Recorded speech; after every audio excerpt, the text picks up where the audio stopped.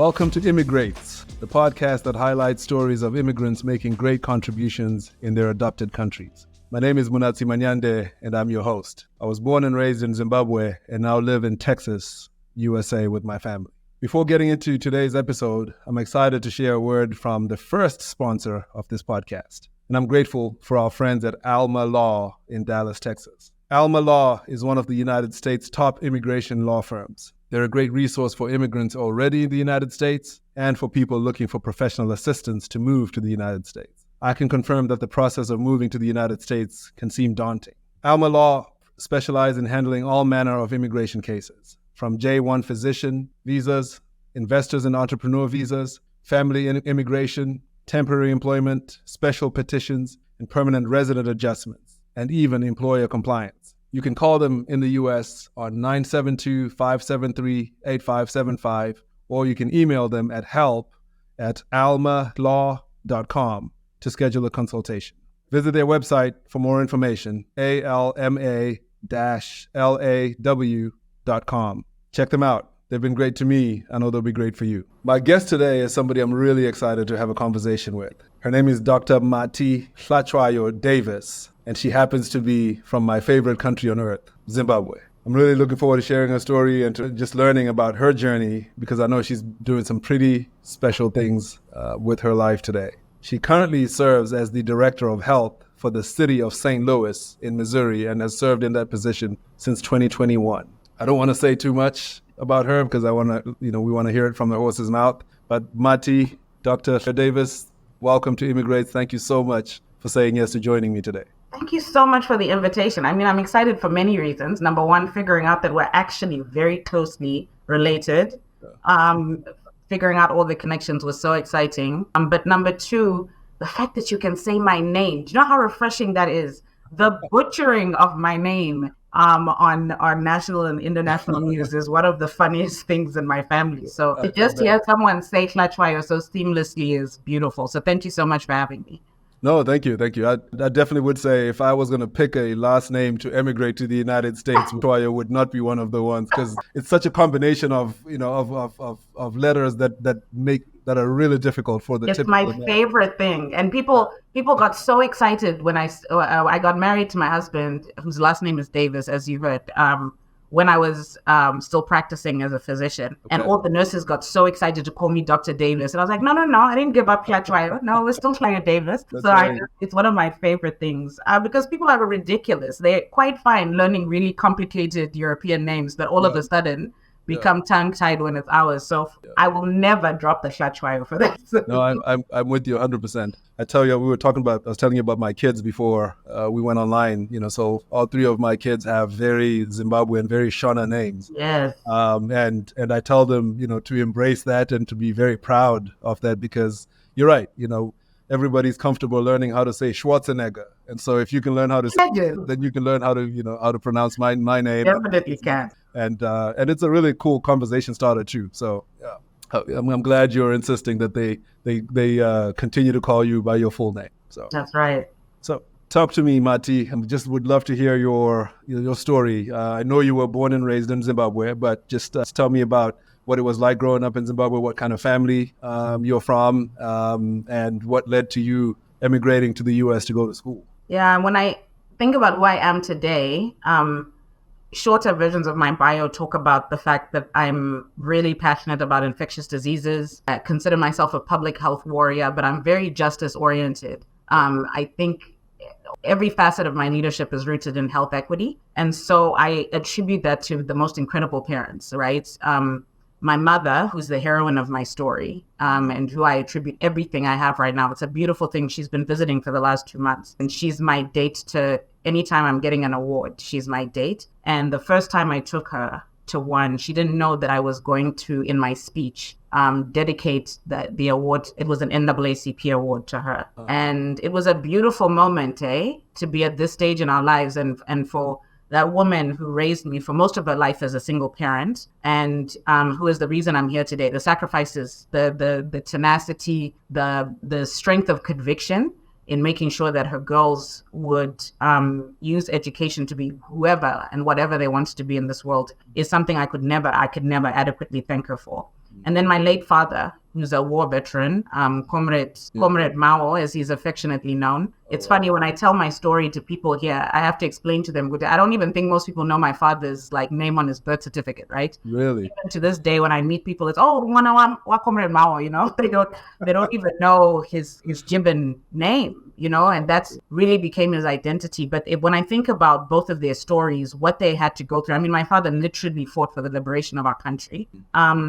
And the sacrifices there within, you know, we come from a beautiful country. I don't really relate to these labels of like low income country or what was it before low income? My least favorite one is third world country. Third world. Sorry, I forgot third world. Third world developing, right? Because there was nothing like that. And when I actually think about, we were just reminiscing. We were guessing which high school. We both guessed, by the way, on our first guess which high school we went to. Right, we did. There's nothing developing or third world about it, right? And I'm sure if I were to do the calculations about technically and financially what class system that put me in, probably by the world standards, lower middle class. But that's not how I felt. I felt very, very privileged, a beautiful childhood. And my mom fought for that, right? So that's what I think about when I think about my upbringing. I think about my parents' incredible background. I think about what my father did and the circles that put me in at a very young age. You know, I went to bars with Daddy as a toddler with comrades now, you know, people that are known as my comrade and ministers, right? Yeah. Those were my dad's friends. These are people that literally were a part of the tapestry of Zimbabwe becoming Zimbabwe. I'm incredibly proud of that. But then there's real life, right? Now as an adult, I think about what that meant at what cost, right? And so a lot of these heroes, and my father is very much a hero, a lot of these heroes did not have the resources when they came back to acclimate to normal life. You know, my dad spent most of his formative adult years either training for or fighting for the liberation of our country. There's no lessons in how to be a husband, a father, or, you know, how to assimilate back. And I have a lot of empathy for that, but it made it hard. So I'm also the product of divorce. You know, my parents got divorced at 4. I remember that day even now at the age of 42, I remember that day as a 4-year-old, you know, of me choosing to go with Daddy to Heroes, to the stadium for, I think, independence celebrations. And when I came back, the house was empty, him dropping me off and me being with Mama. And then I just think about the strength, again, that my mother showed in being such an incredible leader, a prayer warrior, and blocking a lot of the judgment that would come with being a single parent in the 80s and in the early 90s. Let's keep it up back. That's not something that was looked at favorably. And she persisted, you know, and now she's raised the director of health of a major city in the US. My sister, who's even smarter than me by a mile, and at least the second smartest person in our family, is the chief legal officer for a huge company in South Africa. And my baby sister has her own branding business, you know.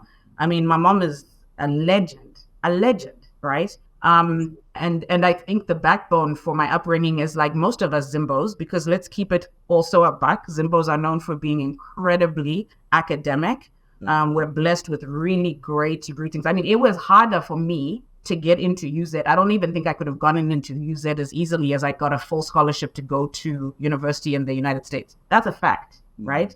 So that's not uncommon for us, right? And I often lament that what's happened from a socioeconomic and political standpoint to our country is really to the detriment of our people, because we are some of the most brilliant minds. I stand 10 toes down on that globally, but also the nicest and funniest people. Like, you know what I mean? And so really that's what I think about when I think about my upbringing as well. I can get more into like the hows and whys of medicine along that path, but I hope that gives you, for me, it was joyful. I mean, the divorce part of it was hard, but like I said, I had a mother who made every part of what she did, and the sacrifices she must have made, right? The things she could have easily centered herself, but she didn't. She centered making sure that our life was stable, was safe, was protected, and that we had every opportunity academically to thrive. And so we did. Oh, that's fantastic. Yeah, thank you for sharing that and for opening up about that. I can certainly relate to about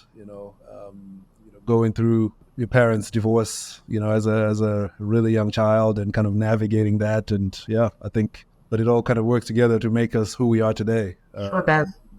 Which I think, can be a blessing. So That's cool. So now tell me, so you finished high school in Zimbabwe. Did you then say you went to the University of Zimbabwe initially, or? No, I didn't. I said I couldn't have gotten in if I wanted to. I think it was, UZ was super competitive, right? Yeah. But I was always interested. My mom she was one of the first Black flight attendants or air hostesses for Air Zimbabwe, the new Air Zimbabwe. So, the big boom era of now finally Black people being able to thrive in our own country. Imagine that. After independence meant my mom could work for this new airline industry. The birth of Air Zimbabwe. My mom was one of the first. My favorite picture of her is her standing in front of the brand new Air Zimbabwe airline with her fro picked out, the beautiful sort of 70s era fro, snatched, as the kids say, looking fantastic. And my mom worked in the airline industry for 30 years. And so what that meant was we benefited from being very well traveled. After the divorce, we didn't have as much money as maybe some of our very rich counterparts at the high school I went to. I went to Arundel, but we were extremely well traveled as a result of her job.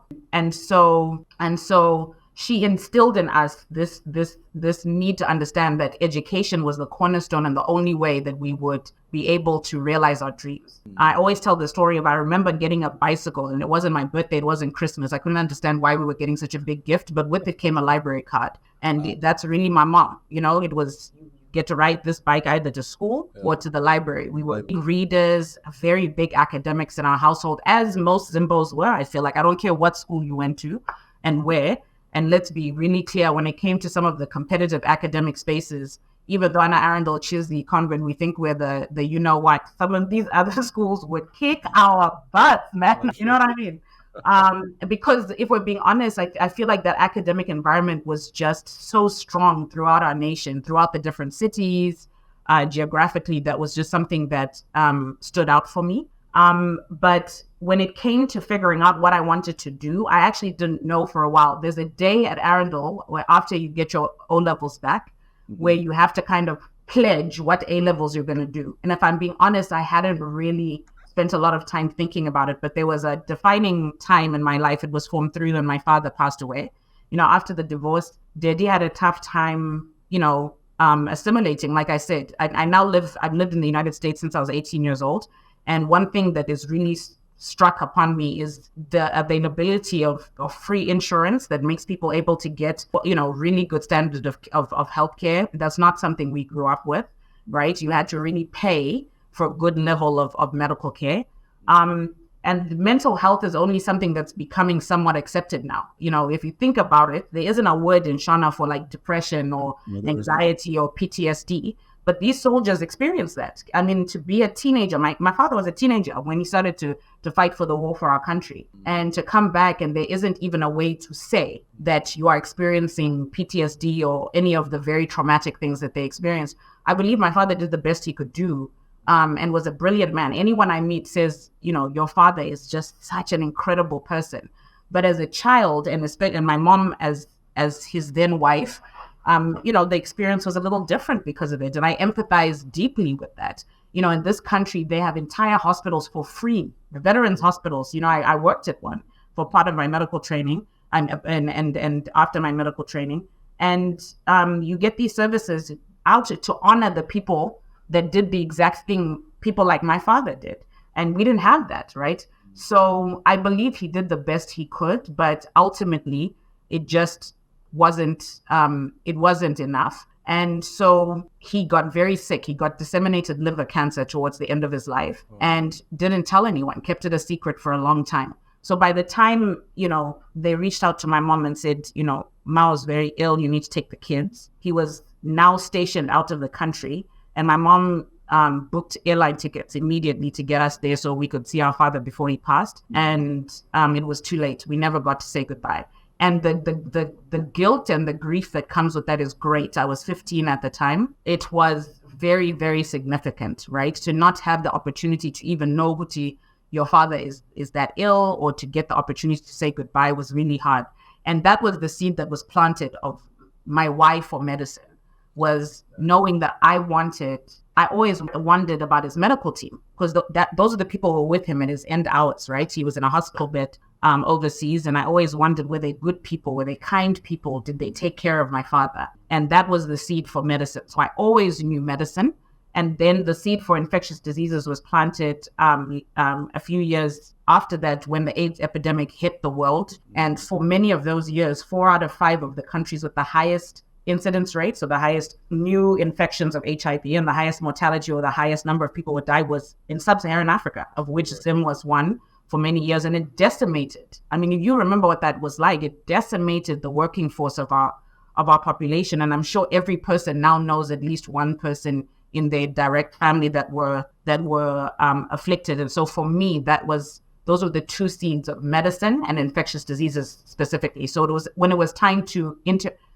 apply for colleges, I think that global perspective my mom had afforded me through her work, and knowing that it was medicine, I applied all over the world. And then I had to pick the place that gave me the most money. So I got a full scholarship here in the US, and the rest is history. Oh, I see. Okay. So you came as an 18-year-old to the US and went straight into a pre-med program? I went into undergrad first. So, the US, I think, I'm going to be honest with you, I think it's a money-making scheme. The US does undergrad, and then you go to grad programs. Yeah. But most people who do medicine overseas are done much earlier because they compress it. Here, they drag it out. I'm so convinced it's a money-making scheme. Yeah. So my high school, the stuff that I'd learned in Arundel, I made money in undergrad because I could shoot at people on math from my high school all 4 years. And I was able to shave a year off just by taking exams my first week that they take at the end of their first year, which is, again, a great credit to the quality of the Zimbabwean education system. Yeah, no, I can relate 100%. 100%. So great. Now you said so your undergrad, you were in Missouri?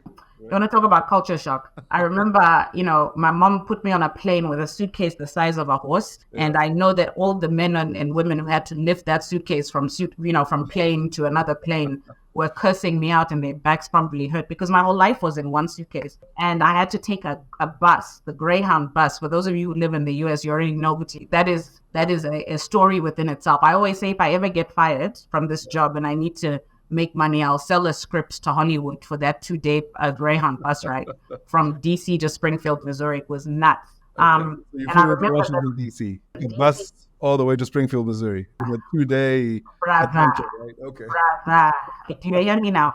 I remember waking up in the middle of the night and some man who very confidently told me he'd just been released from prison tried to smell my feet. It was nuts. Like I said, it's a movie. It's a movie, right? Yeah. But in the last 10 miles, where you just see cornfields around you, and you've lived in a major city in Harare, and now you're just in cornfields, Springfield, Missouri, one of the whitest cities in the whole of the US.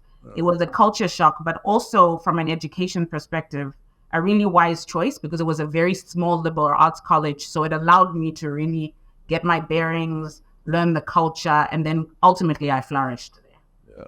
No, that's awesome.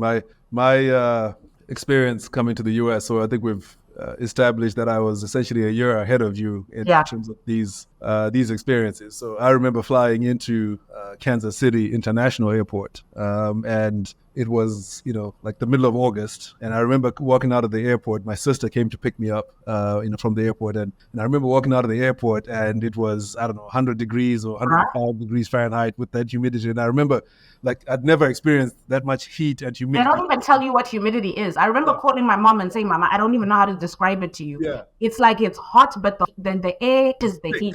Yeah. Because there's what I mean? It was the first time I'd ever been somewhere where even when you stand in the shade, it doesn't help. You're still sweating. It's oh my God. I remember that. And I also remember, being in the car and driving through Kansas City, downtown Kansas City, and thinking, okay, this is kind of, what I imagined. But then we kept driving because I also went to a very small, state university in the middle of nowhere as well, just around all these cornfields and stuff. So, I remember that initial culture shock the first time. It's crazy, but at least you had a sister picking you up, bruh. From me at the airport to Greyhound, let me tell you.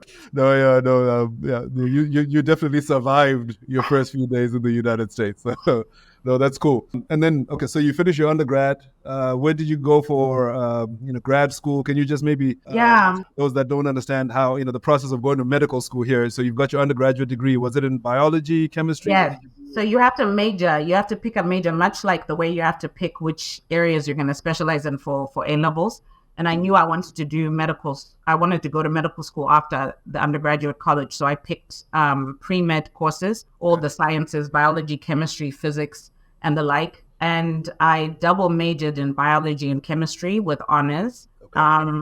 And I hustled, I hustled. I didn't have as much money as my peers. I was on a full scholarship, but I still had 3 jobs. Yeah. I would shoot at people in math. Shout out to Ms. Grinley and Arundel's high school math that made me able to charge people by the hour for tutoring them in math. And then I worked in the cafeteria, and I also worked as a secretary in the Office of International Studies as well. And so when most people were done with their classes, in the afternoon, I didn't even start my homework until 10 p.m. And these are the days of before even Skype. It's when you had to buy phone cards. I remember that. For your family, so that you literally had to work to pay to be able to talk to your family, right? It was serious. And then the cell phone was like an expensive proposition. You had to wait for the 3 nights and weekends and all that. So these kids don't know. This is back in the day where we really worked for it, and you're homesick. I didn't have family close by. All the money that I was making went towards my room and board. I got a full tuition scholarship, but I still had to make up for like my living expenses. So it's not like, and I wanted to take that burden off of Mama so she could support my 2 younger sisters, because as you heard, my father had passed a few years before, so Mama was doing it all. And so really having that full tuition scholarship and working as much as I did took that off Mama. But because it was a small enough environment, I was able to get my bearings. The first year was hard. Your first winter in the United States, where, we don't get snow and the temperatures being as low, is rough. Even when it's winter, Kumba, you see the sun, it's brighter, it affects you, You're not being able to talk to your family that much. The culture shock is great. But I was very fortunate. They had a very strong international students program. We really supported each other. I found the church very early on, and I think being rooted in that, I come from a Christian background, really helped me. Made a lot of mistakes along the way, but I really flourished. I ended up being the student body president. I was the homecoming queen. I aced all my classes, and was really fortunate to get a mentor who was one of the founders of Walmart, actually, who was on the board of trustees at my university. And he really saw me flourish in my in the years that I was there. And he was one of the founders of a new innovative medical school in Cleveland at the Cleveland Clinic. Okay. And he said to me, you should check this place out. And I said, there's no way I can afford it. He said, well, let's do an internship for you. So he was wonderful enough to organize for a summer. I lived in a hospital room, those little hospital rooms that doctors, when they're on call, will sleep in a little bed in the corner. Grey's Anatomy type. Grey's Anatomy style. I lived in a room like that for 2 months, but I hustled, right? I went on internship, Sean. And by the end of that internship in that summer, they said to me, listen, we're starting a new medical school. You should apply. And I said, I don't have the money. And they said, well, we've got a few scholarships you can apply for. And because I'd been so academically strong throughout at undergrad, I was able to get a full scholarship to that medical school. Oh, wow. And then transitioned to Cleveland, where I went to the Cleveland Clinic. Okay. That's really cool. I appreciate you kind of breaking that down for us. Can you tell us about what medical school was like? Because I've had some friends who went through medical school, and it's supposed to be a baptism of fire, just a lot of work, a lot of pressure. There's never enough time in a day, and it's, pretty crazy from what I've heard. What was your experience like in medical school? I'm really honest with people that this part of my journey up until a few years after I started practicing as a doctor was some of the hardest in my career. I had a great time. I loved medical school. I always knew I wanted to be an HIV doctor, infectious diseases, because I always knew I was going to come home. That was never a question for me. I was never enamored by staying in the States, if I'm honest with you. And I just knew I was going to get my medical degree. I wanted to get a master's in public health, because I knew that a lot of the issues that we had back home were less about just the clinical nature of medicine, but more the social issues, the economic issues, the political issues that interplay with medicine. So I wanted a master's as well. So I got my medical degree and my master's in Cleveland. I lived in Cleveland for 10 years. Okay. But, you make plans, and God laughs. And I met my husband while I was there. We dated in medical school, and he's American. He's from Michigan. Okay. And so your life changes at that point, right? I'm a wife. We're going to build a family, and my husband's from here. So we ended up staying here. But the interesting thing that was happening that has come full circle now, because it's the similar politics, was the beginning of affirmative action. So it was very interesting that the race card could be used against me in this country. Oh, she's only got a scholarship because she's Black. Oh, she only got this leadership position or that award because she's Black. But if I use the same reasoning to say, well, I'm being treated badly, or I'm not getting the same opportunities, then I'm using the race card against me. So the affirmative action movement that was designed to increase representation and diversity, and called out the fact that there was systemic and structural racism, xenophobia, when it came to women, even misogyny, that would keep us from getting the same opportunities. It was not well received, right? And then in a lot of spaces I was in, I was the only Black person or the only Black woman or the only Black immigrant. That's very isolating, right? What I wanted to do with my career, I didn't see a lot of role models for as well, because you heard me say, even from my Zim days, I always wanted to be in the medical and medical justice, social justice space. They just weren't a lot of role models. So I struggled a lot, and it changes you, right? In Zim, being Black with a majority, I was the minority. In Zim, having a Coca-Cola figure is where it's at, Here, it's more of a stick figure that was celebrated, right? So I never struggled in Zim. I was very confident. I knew who I was. I loved my identity. And when I came here, I struggled a lot in those years, because you become isolated and tokenized. And I experienced, my intersectionality, I was a woman, I was Black, and I was an immigrant. So I could get it for any one of those three alone, or a combination, or all three. And it became really difficult. And so I was often in spaces that didn't honor who I was, right? Some of my counterparts, especially Caucasian men, had pathways that were much straighter than mine. There was no intentional mentorship, sponsorship. There wasn't clear ways to advance and promote me in the spaces that I was in. And so I'll be honest with you that those years were some of the most difficult in my life. And I did a lot of failing forward as well. Our education system is very different than the US. Even the way we take exams, their exams are predominantly, their major exams are all multiple choice. Yes. Multiple choice is like a fraction of what we do in Zim, right? In Zim, you take essay-based questions, you take oral exams, you know what I mean? There's just a wider array of really investigating intelligence that isn't done here. So standardized tests were very challenging for me. And then as I struggled with them, I got test-taking anxiety on top of it. So I failed forward. And I tell my mentees now, I've got a Wikipedia page. If you look at the internet, it just looks like I've been brilliant from the time I came out the womb. That's not true. And I think one of the things I want people to know is that no matter what you're going through right now, you persevere, because none of my bios, none of my accolades, none of the positions I've had even are concerned about those years where I did a lot of failing forward. But I credit my squad, as I call it, my A team. Personally and professionally, I have such a great, and I've fostered great relationships and mentors and sponsors who have advocated for me. One of the biggest fallacies that white supremacists and white racists across the world, white men will tell you, is that, everyone gets their positions by sheer hard work. In the position I'm in, I'm now at the country clubs with them. I'm now at the tables where these deals are made. Yeah. And it's definitely who you know. And so that mentorship and sponsorship is so important, and is what I credit, along with a lot of incredibly hard work on my behalf, right? And a lot of my own excellence, that got me to where I am today. That's excellent. That's I really, really like what you just shared. And I think a lot of people will find that helpful. Your role now as the Director of Health for the city of St. Louis. Could you, just in layman's terms, tell us, what does that mean? What are you responsible for the entire city of St. Louis? All of health and public health for the city falls under my jurisdiction. I have a department of just under 150 people, a budget of 36 million. It sounds like a lot, but it's less than 1% of the city's budget. So public health has been under-prioritized and underfunded and under-resourced globally. If you think about what happened in the COVID pandemic, right? The world was exposed for not being ready for a threat such as COVID, because we were not able to act quickly enough and consistently enough across the world, as we all saw. But that's my job. My job is very administrative now. I'm responsible for budgetary decisions, policy, programming for all of health and public health in the city of St. Louis. And I took on this position in the middle of COVID, which was crazy.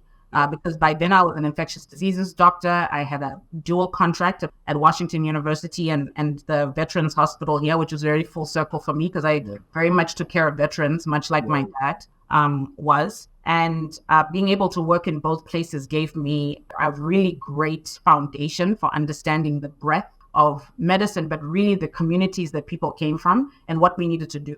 one of the biggest things we do wrong in this world is we prescribe billions of dollars, I mean billions with a B, to research, right? Let's create and discover. But if you can't make people take a pill, then what is it for, right? And so that's why public health is so important to me, because I believe we have to translate that. We have to have people who are good communicators, who do understand how to be in community, be the trusted messengers, but can also compel people to prioritize their health and to do what they need to do to protect themselves, right? Otherwise, all those billions of dollars are not worth anything. That's my life's work. That's my passion. And when the mayor, I did this work on my free time when I wasn't being valued in academic spaces, all those years that I said that I really struggled and I don't think I was utilized and I wasn't invested in the same way some of my other counterparts were. I was in community. I was, whether it was a barbershop, whether it was a daycare, I served on committees. I showed up in real life, and whether it didn't count in an annual evaluation, it was genuine. So when the next mayor was elected, and the first Black female mayor for the city of St. Louis, it was the community leaders who went to her and they said, we want her to be our next director of health. So I was tapped and I took on this role in October of 2021 in the middle of a little global pandemic. Yeah, perfect time to transition into this role, one might say. No, that's cool. When I've read about you online and just done research, I've really been impressed by the number of awards and just recognition you've received over the years for your brilliance and for your work and just for your heart towards those that can easily be kind of found outside the lines of what society typically provides for or looks out for. Could you talk to us a little bit about the more meaningful kind of recognition you've received and awards? I know you've mentioned that you've taken your mom, she's your date whenever you're getting an award typically, and you've dedicated awards to her. What are some of the awards and that you've received that really hold it? Yeah, it's a really weird thing. During COVID, before I took this job, at the pinnacle of me really struggling in academia and really feeling that a lot of the things that I mentioned around misogyny, being a woman, or racism, being Black, or xenophobia, being an immigrant, and not thriving in those spaces, I found myself 7 months pregnant at the beginning of a global pandemic. I also was the only woman a black person in my department, and I was the only pregnant woman in my department. Okay. And infectious diseases, our time to shine is when there's an epidemic or pandemic. That's what we lead, right? So you couldn't do anything without him. That's who Dr. Fauci is, right? He became almost a celebrity because that's our specialty. We lead hospitals, communities in the world, really, when these epidemics come, because that's what we train for. And even then, I was being overlooked. Well, my boss became almost like he ran the hospital, and it was like, when Oprah was giving those cars, you get a car, you get a car. It was like, you get a leadership position, you get one. And I still did it. And I remember two big things happening. One was, I'm an infectious diseases doctor in that difficult environment I just described. But then Black Maternal Fetal Health Week came. And that's a week where they talk about how Black women are 3 to 4 times more likely to die in this country at childbirth than white women, just by being Black. Okay. Don't have to have worse comorbidities, don't have to have worse underlying health, just being Black, 3 to 4 times more likely to die. And that was so stressful for me, right? And I remember the weight of that because I was so stressed being an ID doc and everything. Our baby came early. And I remember being in the hospital just so fearful. And then 2 weeks after that, George Floyd was murdered. And for people who don't live in the United States, this was one of many, many deaths at the hands of the police and a big movement that really highlighted police brutality and social injustice for Black people in this country. And all of that came to a head. I remember being on maternity leave. I'm breastfeeding a child every 2 hours. I have a toddler in the house, 3 years old. I'm a doctor. So while the rest of the world gets to be on lockdown, I'm on the front line. So, I have to still go to work. And there was an aha moment for me that I wanted to be the representation, not only for my community, but for my discipline. When I turned on the news, besides Dr. Fauci, there was no one who was an infectious diseases specialist that I could see really speaking to these issues. But I realized I was a unicorn. I'm a Black woman immigrant who's been trained at some of the best institutions in the country and an infectious diseases doctor in a historic pandemic. But the only thing we saw on the news is old white men, and most of them not even from infectious diseases. So when I came out of maternity leave, I became very vested in being the representation for my community. At the time, the statistics for COVID was staggering. 3 to 4 times more likely if you are Black or brown to get COVID, to get seriously ill, or to die. It was devastating, right? But it wasn't new. That's been decades long, whether it's high blood pressure, cancers. This has been going on in medicine for a while, and it has nothing to do with our genes. It has to do with, again, systemic and structural, historic and current racism in this country. And so I decided I was going to be visible. I would speak up, and I wouldn't care if I wasn't being supported at work. I was going to stand up for myself at work as well. And that's exactly what I did. So within a month of coming out of maternity leave, I took on an interview by a local news station, and within a month I was asked to be on CNN. And when CNN calls, they tell you, you must wear your hair in a simple ponytail, and you must wear pastel colors. I rocked up in a fro and some African prints as well. And I became the representation for a lot of people. I used to get letters, kids in my DMs. I went from having 200 followers on Twitter to over 18,000 because I really connected. I use social media to connect with community. That to me is the foundation of public health. I use it as a way to not only brand myself, but to educate folks about this historic pandemic as an infectious diseases specialist. And so when I think about these awards, it's really interesting because I started becoming a contributor for over a year and a half, close to 2 years, on CNN, BBC, Al Jazeera. It's how I built my brand and my name. But I would never watch the videos after, right? Because the way it happened in COVID, I would have never been able to do it. There's a famous picture of me breastfeeding my child with the ring light and the Zoom ready. And then 2 minutes later, I handed her to my husband, and I was on MSNBC, right? Because you could connect with the world literally from your living room for the first time. And I was able to really build a presence. In the same way that I never watched those videos. If I went on CNN, I would just be on CNN on Zoom. I'd close my computer and go take care of my kids or go back to work. It's not like I watched myself.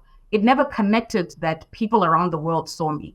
And in the same way, when I do this job, I show up in community. I've built my department by over 31%. It's still a shock when I get the letter to say, we want to award you, whether it's, I'm one of the youngest recipients of one of the biggest awards in my discipline in infectious diseases, NAACP.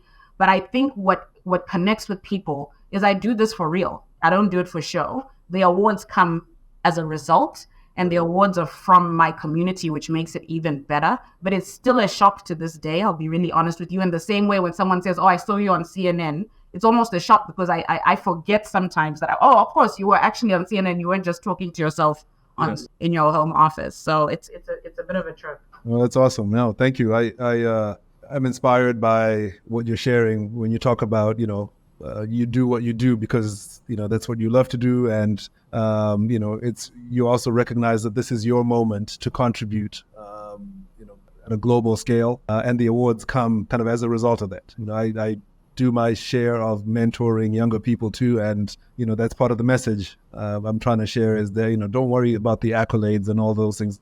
Those things will come. But it comes with the work. But hear me when I say this, excellence is a form of resistance, right? I no longer argue with ignorant racists or misogynists or xenophobic people. I just be great, and they have to deal with it, right? We grew up with the adage of, waiting for a seat at the table. No, us new leaders, we build our own tables, and then we decide who we invite to our tables. And it's a beautiful, brilliant thing to do in this lifetime. So I always tell my mentees and young people, excellence is your resistance, right? Don't argue with fools. Don't argue with ignorance. Do you authentically, fully, but you have to be willing to put in the time and the work. And that's your act of resistance, because there's a lot of people who don't like me, but that's not a factor. Like, you have to deal with me because I've earned and I occupied this space, and I occupied this space very unapologetically and completely as who I am. And it's a beautiful thing to fly the Zim flag. I know that there are a lot of people who feel some kind of way about immigrants or the diaspora, but I'm Zim till I die. I'm Zim to my core, and to be seen as a leader in my field and to fly the Zim flag at the same time is something I take great pride in. Thank you. I appreciate you saying that for sure. What other kind of pieces of advice would you have for younger immigrants, young people that are either just, very fresh in their journey as immigrants or considering, emigrating to a different part of the world? What would you have to say to them? You do have to be better. So you've got to get over it. Understand the legality first. I think me getting a good lawyer earlier on, I wasted a lot of time. I could have been in the lottery and gotten my citizenship. A lot of people got their citizenship early. I was on F1s and then, and these visas that are really hard to get out of once you're locked in. Yes. So really, if you're going to spend money anywhere, it's on the legal part. You can be cheap anywhere else, but not on the legality. Getting my green card because I ended up marrying an American made my life so much easier, but a lot of people don't have that option. And you don't know, like the lawyer that I worked with, who is specifically an immigration lawyer, and I heard you shout out a great legal team there in Dallas where you are. These are important people to connect with because they understand so many different types of visas that you don't even think could apply to you, but do. So that's a second part. And then the third part is what I said about mentorship and sponsorship. You've got to have an A team around you who believe in you. Most people hear about mentors, people who advise you, but you need at least one sponsor. That's a person who either has money, resources, or is very well connected to open doors for you and to provide those opportunities. Yeah. I only needed a person to provide me with the opportunity. I took full advantage of it. And I think that's what young people need to understand. And then the last part that we didn't speak about when we were growing up is mental health is real.